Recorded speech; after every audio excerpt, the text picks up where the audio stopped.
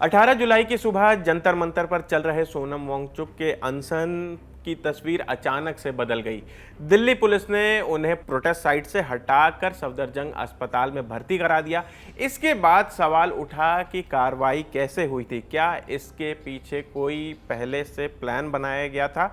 अब इसकी पूरी ये जो कार्रवाई हुई है उसकी जानकारी सामने आ गई है। आज तक से जुड़े हिमांशु मिश्रा ने दिल्ली पुलिस के सोर्सेज के हवाले से जानकारी दी है। उन्होंने बताया कि ऑपरेशन की तैयारी पहले से की गई थी। नए पुलिस कमिश्नर अनुराग कुमार ने चार्ज संभाला।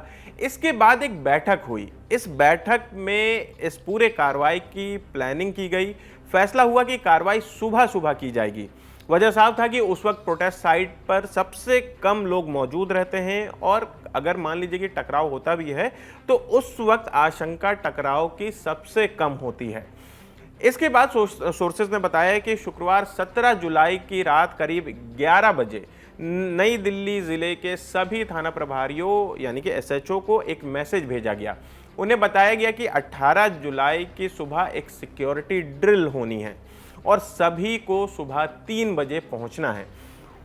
वहां पहुंचने के बाद उन्हें असल प्लान की जानकारी दी गई। ऑपरेशन की पूरी जानकारी सिर्फ सीनियर अधिकारियों के पास थी। इंस्पेक्टर स्तर के अधिकारियों को सिर्फ मौके पर पहुंचने का निर्देश दिया गया था, यानी कि उन्हें कहा गया था कि बस तुम वहां पर पहुंचो।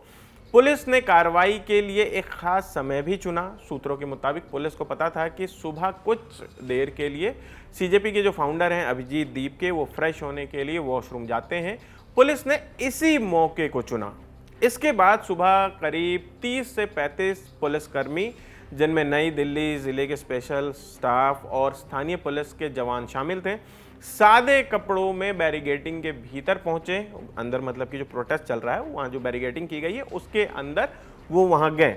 सबसे पहले वो स्टेज पर चढ़े, फिर सोनम वांगचुक को चारों तरफ से सफ़ेद चादरों से ढक दिया, जिसका वीडियो भी आपने देखा ही होगा और आप भी अभी स्क्रीन पर देख सकते हैं, ताकि बाहर जो मौजूद लोग थे, चादर से ढकने की वजह यह थी कि जो बाहर मौजूद लोगों को तुरंत पता न चले कि आखिर चल क्या रहा है।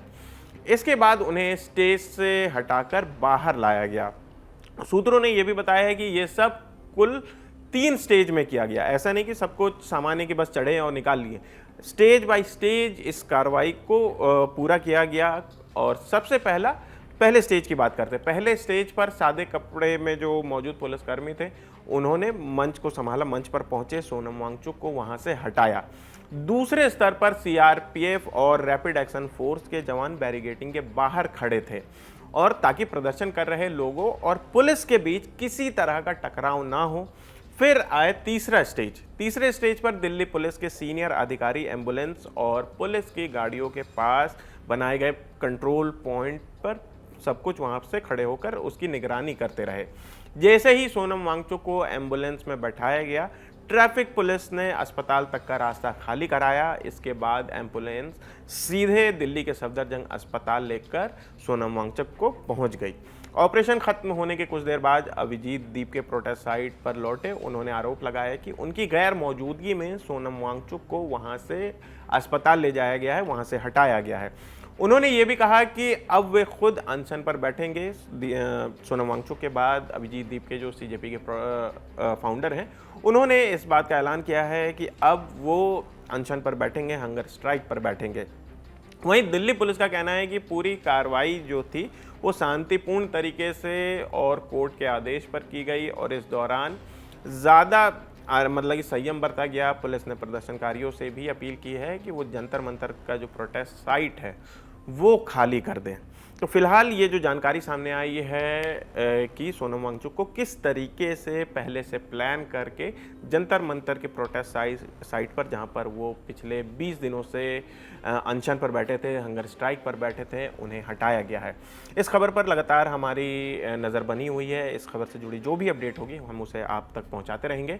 मेरा नाम आसिफ असरार है। देश और दुनिया की तमाम खबरों के लिए देखते रहिए दी ललन टॉप। शुक्रिया।